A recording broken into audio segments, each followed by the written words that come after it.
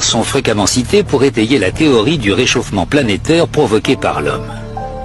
Mais la glace renferme des données que l'on mentionne très rarement. Le professeur Ian Clark est un éminent paléoclimatologue qui analyse en Arctique les températures de la Terre depuis des centaines de milliers d'années. Quand on s'intéresse au climat sur une très longue échelle temporelle, on recherche des matériaux géologiques qui ont enregistré les variations climatiques. Prenons une carotte de glace par exemple. Certes, on reconstitue la température à partir des isotopes de la glace, mais on libère également l'atmosphère prise dans cette glace et on peut alors observer le CO2 qu'elle contient. Le professeur Clark et d'autres chercheurs ont en effet mis en évidence un rapport entre la variation du taux de CO2 et celle de la température de l'air, mais pas celui qu'on attendait. Voici l'enregistrement climatique présent dans la carotte de Vostok.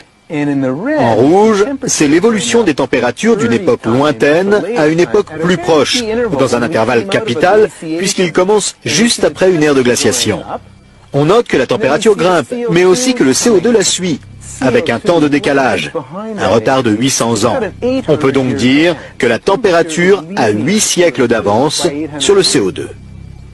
Plusieurs études majeures de la calotte glaciaire ont été menées et toutes montrent la même chose. Les températures augmentent ou diminuent, puis quelques siècles plus tard, le taux de dioxyde de carbone les suit.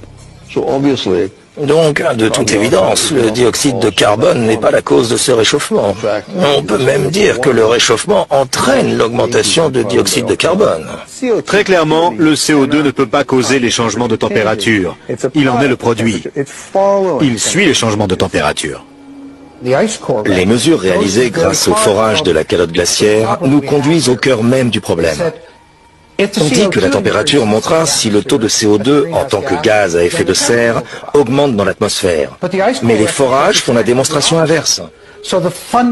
Ils prouvent que l'hypothèse fondamentale de la théorie du changement climatique dû à l'homme est fausse.